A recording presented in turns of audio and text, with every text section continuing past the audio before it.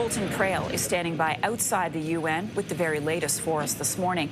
So, Colton, good morning to you. How is Canada's declaration being received?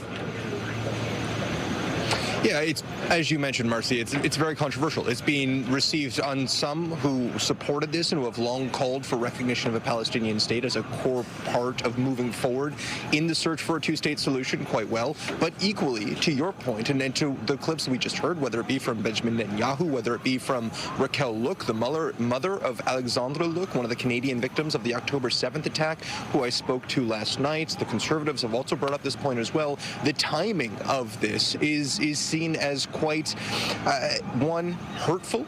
Speaking with Praill, she mentioned not only is it Rosh Hashanah, Jewish New Year, beginning today, but it's also close to the 2-year anniversary of the attack, which she said added to the pain. But there is a sentiment that this rewards Hamas. And if you remember back to the summer, what we saw earlier this year was Mark Carney saying that the recognition of the Palestinian state was going to be predicated on progress, that there would be democratic elections in 2026, that Hamas wouldn't have a role to play in governance, I should say, that there would be demilitarization. And while not all of those goals have been achieved, in fact, none of those goals have been achieved, the government does point to progress in, for example, education reforms that it's seen from the Palestinian Authority. It clearly points out in its recognition that it's recognizing a Palestinian state led by the Palestinian Authority. It's continuing a no-contact policy with Hamas. And so it's trying to walk this fine line where it is recognizing a Palestinian state, but it is not, really opening up diplomatic relations with the government, with Hamas, who is effectively leading this, even if Canada is recognizing the Palestinian Authority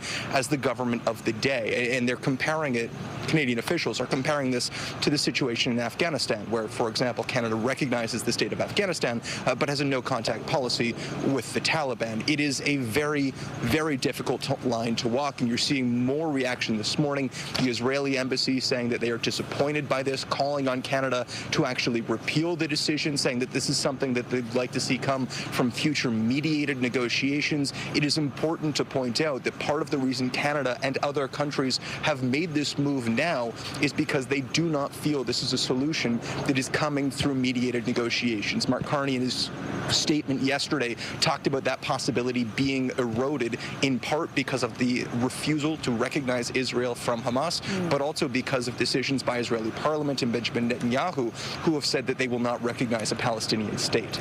So walk us through the agenda for today, including the Prime Minister. How does this play out? Yeah, today there will be a very significant focus on this issue specifically. The Prime Minister has a fireside chat this afternoon, just afternoon, I should say, with the Council of Foreign Relations, and that's going to be a much more wide-spanning conversation. But the high conference meeting that's hosted by France and Saudi Arabia today is specifically devoted to the two-state solution and the question of the state of Palestine. That is what they meet on. Mr. Carney will be delivering remarks there, and so that is going to be a large focus of the day. But there is also a very significant trade and bilateral focus to today. Don't forget, this is Mark Carney's first UN General Assembly as Prime Minister of Canada. He is a very, very busy man. His schedule has been described to us as robust. It is meeting to meeting to meeting, and a lot of those meetings are with countries that you may not expect. Yesterday, for example, he had a bilateral meeting with the President of Namibia. Later on this afternoon, he'll be meeting with William Ruto, the President of Kenya. This is an opportunity for the Prime Minister to meet with nations that he doesn't always see, that it is much more difficult to come to contact with, and there is a real focus from the PMO on ensuring that those bilateral meetings happen so that Canada can continue to diversify its trade exports, to look to new markets where it may not have the same sort of familiarity or footprint that it does with some of our closer allies. So that is an equally large part of what is going on here today and throughout the next couple of days as the Prime Minister is in town for this. And as much as it is those scheduled meetings, it's also the pull-asides and the quick chats that occur in these larger meetings as well, where that is a focus, whether it be trade, whether it be dealing with the instability in the global economy, whether it be looking for closer relationships that Canada can forge with other nations. All of that is equally the Prime Minister's focus as he goes about his days here. Colton Praill for us at the UN. Colton, thanks for that. We'll check in with you later this morning.